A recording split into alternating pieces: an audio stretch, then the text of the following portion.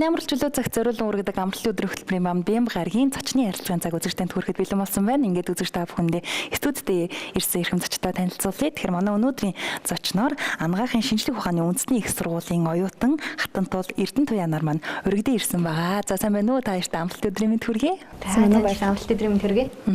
За тэгэхээр бид анагаахын шинжлэх ухааны үндэсний их сургуулийн оюутнуудыг одоо студид ирсний гол ач холбогдол гэх юм бол манай сургуулийн оюутнууд маань одоо өөрсдийн санаачлагаар олон улсын эрдэм шинжилгээний анх дугаар хурлыг одоо ирэх 2017 оны 6 дугаар сарын 28-наас 7 сарын 2-ны хооронд одоо зохион байгуулахаар болсон байгаа. Тэгэхээр бид одоо бидний нэвтрүүлгийг үзэж байгаа үзэгчдийн энэхүү мэдээллийн дэлгэрэнгүй хүрэхээр та бүхнийг студидд урьсан байгаа. За тэгэхээр яг энэхүү олон улсын одоо анх дугаар чуулга уулзалтын одоо хурлын маань гол зорилго юу юм болоо гэдгээс гурлын ярилцлага эхлэе гэж бодож байна. За баярлалаа. Тэгэхээр манай олон улсын эрдэм шинжилгээний хурал маань боловсрол соёлын шинжлэх ухааны яамны оюутны санаачлагтай төслөөр яг дэмжигдээд үйл ажиллагаагаа хэрэгжүүлээд явж байгаа. За уг одоо хурлын зорилго нь гэх юм бол Монгол улсынхаа оюутан залуусыг олон улсын оюутнуудтай харилцаа холбоо тогтоож туршлага солилцох өөрсдийнхөө хийсэн эрдэм шинжилгээний хурлыг олон улсад танилцуулах боломжийг яг олгож байгаа. Тийм энэ байдлаараа их онцлог анх удаага бас Монгол улсад зохион байгуулагдаж байгаа. Тэгэхээр 2017 он гарахад хэдэн сар дутуу байна тийм ээ. Тэгэхээр яг энэ анх дугаар одоо хурлын маань бэлтгэл ажил одоо яг хэдэн хувьтай явж байна. Тэгэхээр энэ хүмүүсийн бас хандлт ямар хөө байна? За бид нэр үйл ажиллагаагаа бол өмнө жилийн 3 сараас эхлээд бэлтгэл ажилд орж ирсэн. Ягаад тэгэхээр бид нэр анхны удаа зохион болгож байгаа учраас бид нэр суурийг нь тавьж байгаа. Тийм болохоор бид нэр одоо чадах бүхнээрээ илүү сайн хийхийг хичээж байгаа. Тэгээд одоо бүртгэл утгагүй эхлэж байгаа. Тийм учраас бид нэр 50% та явж байна гэж хэлж байна. Бүртгэл нь хизээ эхлэх юм бэ? За энэхүү хурлын маань бүртгэл 11 сарын 16-нд эхлэх байгаа. Тиймээс эрдэм шинжилгээний хуралд оролцох хүсэлтэй оюутан залуус маань бакалаврын болон мастрын түвшний одоо ямар судалгаа хийсэн байна тэрийг олон улсад үеийнхээ найз нөхдөд шүүгч багш нарт танилцуулахыг хүсвэл одоо бидний вебсайт руу хандаад тэгээд бүртгэл боломжтой. Тэгэхээр яг энэ хуралд анх дугаар хурал гэдэг анх удаага зохион байгуулж байгаа гэдэг утгаараа маш гоё ач холбогдолтой олон хүмүүс өгөх болоо гэж бодож байна. Тэгэхээр чухам яг энэ хүү төслийг маань санаачилж байгаа хичнээн оюутан залуучуудаанаас өөрсдөө хэрэг итэх санаачлагтай байна. Тэгэхээр яг манай хурлыг нийт 20 гаруй оюутнууд яг зохион байгуулах багт маань орж ажиллаж байгаа. Хамгийн анхны санаачлагыг манай Хатантул гаргасан. Олон улсын эрдэм шинжилгээний хуралд бас оролцоод ирсэн учраас туршлагатай тийм. Манай багийн оюутнууд ч гэсэн ялгаагүй тийм өөрсдийнхөө салбарт тийм илүү их тийм манлайлагч байхыг хүссэн тийм оюутан залуус зорилго нэгтэйгээр энэ үйл ажиллагааг хэрэгжүүлж байгаа. Тэгэхээр манай Хатантулын маань хувьд айгүй туршлагатай гэж ярьж байна та. Тэгэхээр өмнө нь бас ямар олон улсын хурлыг очиж үзэж байв. Тэгэхээр тэрхүү хурлаас бас яг өөрөө ямар зүйлийг сурч мэдэж үзэгчтэйгээ хаваалцаж. За баярлалаа. Өмнө нь болохоор анагаахын шинжлэх ухааны үндэсний сургуульд эсэж орсноос хойш судалгаа шинжилгээ их сонирхолтой байсан. Тэгээд ягаад тэгэхээр тухайн зүйлийг илүү их өргөн хүрээнд илүү сайн судлах боломжийг илүү олгодог. Тэгээд нөгөө талаас өөрөө мэдлэг бүтээх нь үйл явцад оролцож ийн гэхээр их гоё санагддаг байсан. Тэгээд 1-р курсээс хойш ингээд судалгаа шинжилгээний ажлууд хийж яваад тэгээд 3-р курстэй болохоор энэ галон тосод зохион байгуулагдсан оюутны олон улсын эрдэм шинжилгээний хуралд оролцоод ирсэн байгаа. Тэгэхээр сурсан зүйл бол маш олон. Тэгээд эндээс ер нь оюутан насны ингээд хамгийн гоё мөчүүдийн нэг байсан. За тэгээд очиод бид нэг ингээд дадлагачаар бас маш олон хичээлүүд, олон зүйлийг суралцаад өөрөөр орны оюутнууд ирж байгаа. Тэднээс бие биенээс нь яг одоо өөрийнхөө орныг илэрхийлж байгаа учраас маш олон зүйл хараад, сураад тий. Тэгээд дараа нь бас хоорондоо ингээд хамтарч ажиллах боломжийг их нээж өгснөөр их онцлог байсан. Тэгээд дээр нь бас энэ хуралд оролцоод ирснээрээ би өөрөө яг өөрийнхөө мэрэгчлэр маш мундаг мэрэгчлэлтэн чадварлаг мэрэгчлэлтэн болгосон хүчин болъё гэдэг энэ хүсэл эрмэлзэл ингээд галшиг бадраад ирсэн гэж хэлж болно. Тийм учраас яг энэ боломжийг ингээд Монгол одоо энэ чиглэлээр сурж байгаа бүх оюутнуудаа ягаад хүртээмжтэй болгож болохгүй юм бэ?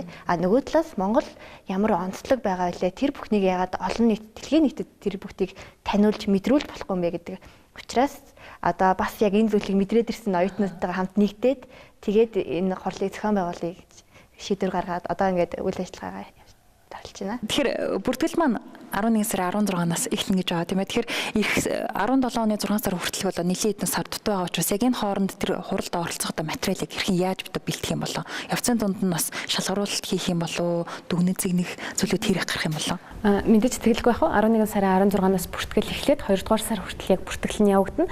За эндээс тийм эхний шатных тийм.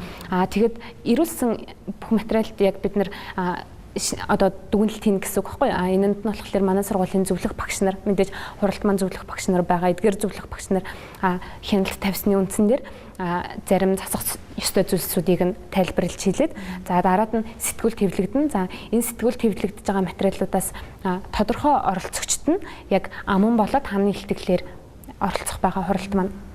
Тийм тэгэхээр 2 шатны шалгаруулалттай гэж багшлсан шатны 2 шалгаруулалт юм байна. 300-аас 400 оролцогчдыг яг төлөвлөж авч байгаа. Тэгээд энэ оролцогчд нь шалгарсан эхний шатндаа шалгарсан оролцогчд нь оролцсноо гэсэн. Тэр яг хичнээн материал дэндээс гарч ирж хуралд оролцох юм болоо. 300 материал гэхээр бас нэлээд өндөр тоо сонсогдож байна л да. Тийм. За ер нь бол анагаахын чиглэлээр суралцдаг ч юм уу оюутнууд гэх юм бол Монголд жишээлбэл 10 хэд нэгтэй сургуулиуд байдаг. Тэгээд тэр бүртээ ингээд оюутан бүр өөрсдийнхөө сонирхсан чиглэлээр судалгаа шинжилгээний ажил хийдэг. Тэгээд өмнөх оны байдлаар гэхэд одоо нэг сургуулиас жишээлбэл 200 гаруй судалгааны бүтээл оюутнууд зөвхөн бакалаврын түвшинд хийсэн байна гэж харж байсан. Тэгвэл бид нар мастер болон бакалаврын түвшнийг хамруулад бүгдийг нь хамруулж авна. Тэгээд олон улсад энэ хурлыг зохион байгуулах байгаа учраас бол 2000-3000 илтгэлийг ирэхгүй гэх баталгаа байхгүй өсгөл байхгүй. Тэгэхээр та Димоны хувьд яг энэхүү төслийг энэхүү хурлыг бас анхлан санаачилж байгаа гэдэг утгаараа эргээгээд энд хурлаас гарах үр дагавар шийдвэрийг нь одоо хэрхэн одоо дүгнэж зэгнэж харж байна. Яг ач холбогдол нь бас ямар байгаасаа гэж бодож байна. За энэ хурал нь ингээд ганцхан судалгаа шинжилгээний ажлаа одоо танилцуулаад тэгээд яваад өгчих юм бол огтхонч биш. За энэ хурлын дараа бас энд хурал оролцсон оролцогч нар хамт хилцүүлэг хийгдэх байгаа. Энэ хилцүүлэг нь юу болох вэ гэхээр яг тухайн салбартаа ч юм уу те ямар асуудал байна тэрийг бидний зүгээсээ яаж шийдвэрлэх боломж байна гэдэг асуудал дээр толгоорлох юм. Тэгээд ингэдээс шалгарсан тодорхой хэмжээний санааг бид нэр хурлынхаа ивентчдээс болон тэгээд оролцогчдын ингээд төлбөрөөс ингээд грант босгоод тэгээд энэ төслийг нь одоо ингээд цааш нь тэр олон улсад хэрэгжүүлэх тэр ингээд анхны алхмыг нь хийхтэн туслах гэдэг ийм санаатай байгаа. Тэгэхээр мэдээж яг бидний нэвтрүүлгийг бидний ярилцлагыг яг энэ цаг үед үзэж байгаа яг энэ чиглэлээр суралцдаг бас оюутнууд маань бидний өргөж байгаа мэдээллийг бас илүү сайн шивтэж үзээсэй гэж бодож байна тийм ээ. Тэгэхээр яг анх удаага ялангуяа анагаахын салбарт суралцдаг оюутнууд өөрсдийн санаачлагаар анх дугаар энэ олон улсын одоо хурлыг зохион байгуулж байна гэдэг бол маш сайхан зүйл. Тэгээд багш нар ер нь яг энэ чиглэлийн эрдэмтэн докторд маань хэрэг таад юм дэмжиж бас тусалж байна. За баярлалаа. Тэгэхээр мэдээж анхны юм гэдэг утгаараа бүх юм хэцүү те тэгээд дээрээс нь туршлага болж байгаа. Тэгэхээр манай сургуулийн багш нар те ер нь энэ анагаахын чиглэлийн бүх багш нар биднэрт зөвлөгөө өгж байгаа. Одоо анагаах ухааны доктор Жамбалд орж те баясгалан тэгээд зөвлөгөөд мөн бүгдээрээ маш олон зөвлөгөөд байгаа. Талын мэрэгчлэнүүд биднэрт ингээд зөвлөгөө өгөөд яаж хийвэл сайн бэ гэдгийг нэр тиймээс ингээд алхам мөртөө эднэр ингээд суралцаж явж байгаа. Тэгээд ер нь ингээд манай багш нар чинь ер нь их гоё штэ. Хаанч очиод аль ч газар очиод ингээд ийм юм хийх ч юмаа таньс зөвлөгөө авсан юм аа. Та энийг туслаад гэхэд маш гоё дэмжиж өгдөг, маш үнэтэй зөвлөгөөнүүдээ өгдөг. Их нээлттэй тасалж ажилладаг та. Яамны зүгээс та эдэд маань яг тавигдж байгааг бол шаардлага байгаа юу? Яг энэ хөө ийм хурал одоо зохион байгуулахад ийм зүйл дээр анхаардаг, ийм стандартын дагуу хийгддэг гэсэн зүйл байдаг юм болов? Ер нь бол яамны зүгээс болохоор бидний ингээд төслийг дэмжиж гэхдээ төслөөс нь яг юу хийгдэхин тэрийг нь юугаар хэмжих гэдэг бүх үзүүлэлтүүдийг авсан. Одоо яг хідэн оролцогчд хөрхийн зарыг тараана гэх юм бол энэ яг хідэн хүнд хүрсэн байх юм те. Тэр бүгд стандартын дагуу одоо бид нэр бас ингээд тайлангаа хийгээд яг тэр бүгдийг сураад хийгээд тэгэл явж байна да. За тэгэхээр анагаахын олон улсын эрдэмтэн шинжилгээний хурал зохион байгуулагдаж байгаа. Тэгээд бүртгүүлэх оюутнууд маань бидний веб хуудас болон Facebook хаяг бусад ингээ олон нийтийн сүлжээгээр хангалттай мэдээллийг авна гэж би найдаж байна. За тэгээд энэхүү үйл ажиллагааг минь дэмжиж ажиллаж байгаа. Боловсролч соёл шинжилгээ ухааны яам, тэгээд Алтай construction, тэгээд анагаахын шинжилгээ ухааны үндэсний их сургуультай баярлалаа.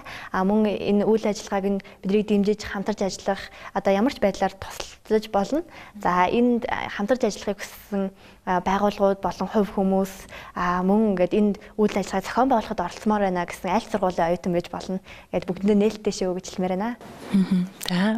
За тэгэхээр өмнө нь хэлсэн. Тэгээд энэ анагаахын яг чиглэлээр суралцж байгаа оюутнууд илүү төлхөө бид нартай холбогдоход бид нар үргэлж манай баг хамт олон тийм үргэлж нээлттэй хандах болно.